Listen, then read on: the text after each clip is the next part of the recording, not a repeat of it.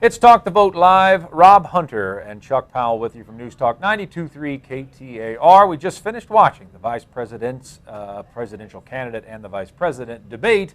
So now, Rob, we get to break it down. We did the live blog. Yes, we did. So everybody was commenting. I would say the largest amount of comments were about Joe Biden's facial expressions. You mean these ones? Well,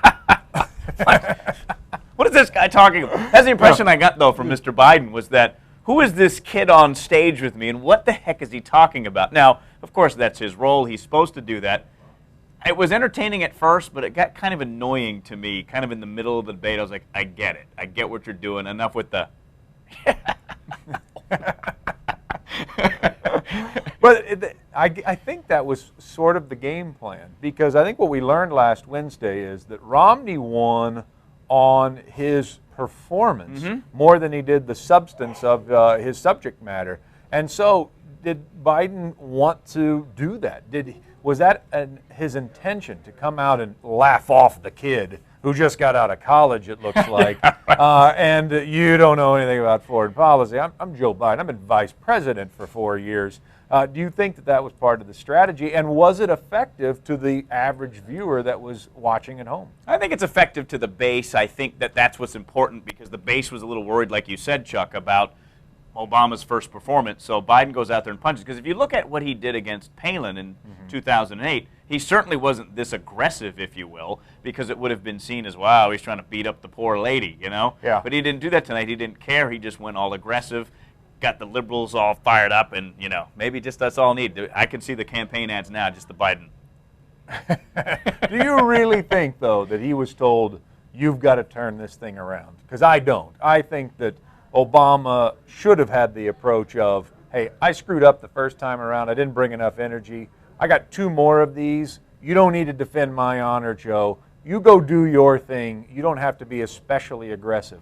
But a lot of people believe that those were the marching orders, that Biden needed to come out and be assertive where Barack Obama wasn't. Well, and maybe Obama and Biden didn't have that conversation. It may have been Biden's interpretation of it, because what Biden is good at is being that sort of in that role, as being the whatever you need me to be, I'll be. Because I'm the vice president, I'm 69 years old, I've been around the block, I've done everything once or twice. He's almost like an actor in a sense that whatever role he needs to be shift into, he'll do it. That's what he did tonight. Well, let's get into highlights and lowlights then, Rob. Let's go ahead and start high. I thought, first of all, Martha Raddatz's big improvement over Jim Lehrer. We don't necessarily need to break that down, but that stood out to me. And then I think that the second thing was Ryan's poise.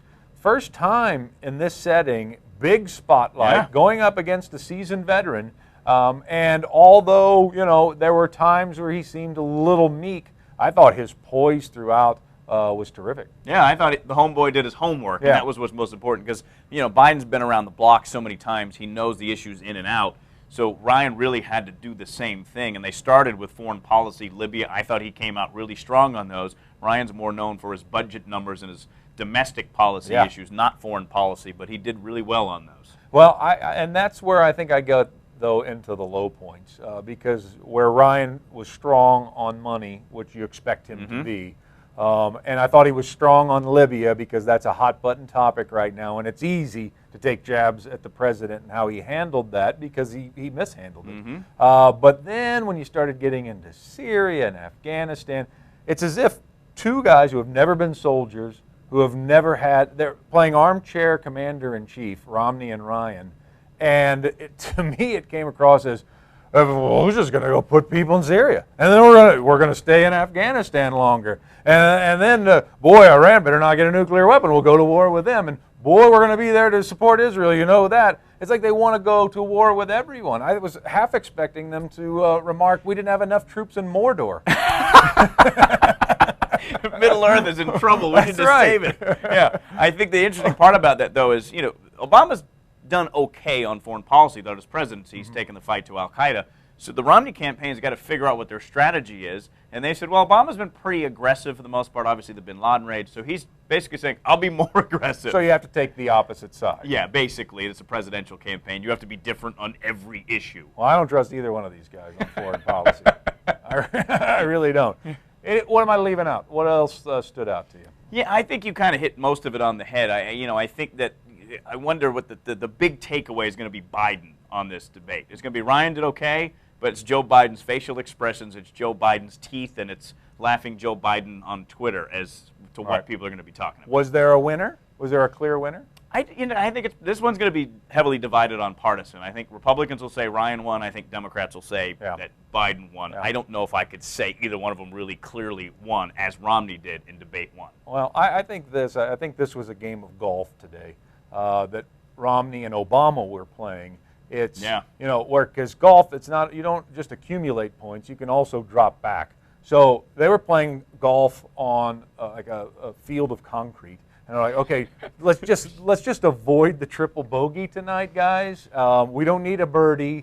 We certainly don't need an eagle. Let's just avoid the triple bogey. Par golf. Yeah, let's just play par golf. And I think that's what both of these candidates did. I thought they both did solid jobs. All right, well, Talk to Vote Live. Sorry about that. Distracted by my... I couldn't remember what our title was. That's all for Talk to Vote Live. Rob Hunter, Chuck Powell, and we'll debate again next week.